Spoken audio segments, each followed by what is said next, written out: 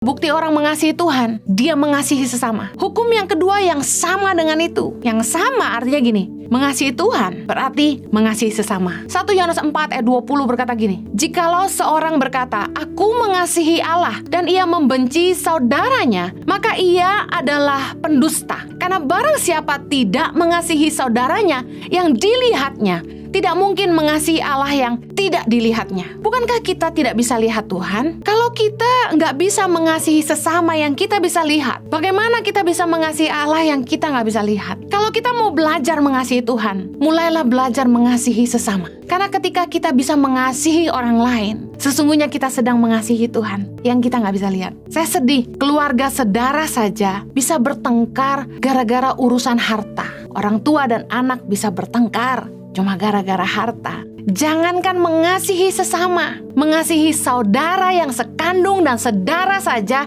kadang susah. Kalau kita benci sama saudara kita sendiri, kita adalah tukang bohong. Kita bohong waktu kita bilang, I love you Lord. Kita bilang sama Tuhan, aku mengasihi engkau. Tapi kita benci sama saudara kita. Jikalau seorang berkata, aku mengasihi Allah, dan ia membenci saudaranya. Kalau kita gak bisa mengasihi saudara yang kita bisa lihat, gak mungkin kita bisa mengasihi Allah yang tidak bisa kita lihat. Saya ngalamin mengasihi sesama tuh gak mudah. Orang yang sedara sama kita aja, itu betapa susahnya. Apalagi kita belajar mengasihi orang yang gak ada hubungan apa-apa sama kita. Seringkali mengasihi itu banyak tantangannya. Bukankah itu juga yang Yesus alami? Karena dia mengasihi kita, dia berdarah-darah. Kalau belum berdarah-darah, itu belum mengasihi namanya. Kita tolong orang, sekolahkan orang. Kita kasih mereka makan dari meja kita. Mereka bisa tusuk kita dari belakang. Bisa menjelek-jelekan kita, bisa fitnah kita. Bisa melawan kita, melukai hati kita. Tapi saya selalu tetapkan hati untuk tetap mengasihi. Saya mau bilang, kalau kita gak bisa mengasihi saudara sendiri, kita adalah pembohong, kata firman Tuhan.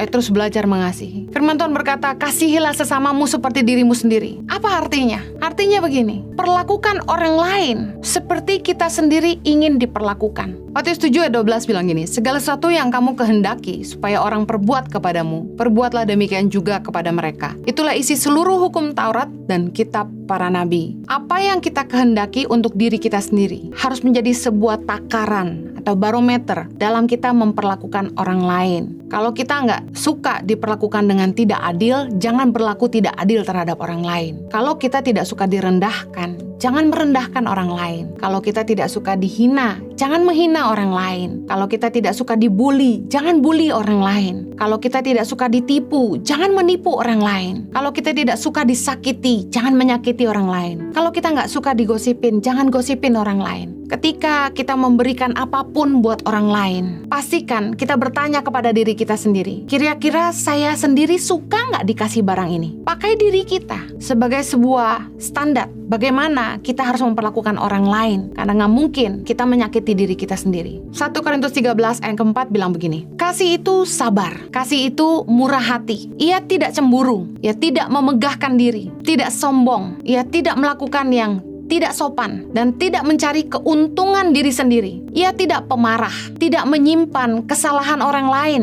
Ia tidak bersuka cita karena ketidakadilan, tetapi karena kebenaran. Ia menutupi segala sesuatu, percaya segala sesuatu, mengharapkan segala sesuatu, sabar menanggung segala sesuatu. Kasih itu sabar dan murah hati. Firman Tuhan sebenarnya mengajarkan kita 14 cara hidup dalam kasih, supaya kita semakin ingat bagaimana kita harus hidup. Kita harus sabar, kita harus murah hati, kita nggak boleh iri hati, kita tidak memegahkan diri, tidak sombong, tidak melakukan yang tidak sopan, tidak mencari keuntungan diri sendiri, tidak pemarah, tidak nyimpen kesalahan orang lain, tidak bersuka cita karena ketidakadilan tapi karena kebenaran, menutupi segala sesuatu, percaya segala sesuatu, mengharapkan segala sesuatu, sabar menanggung segala sesuatu.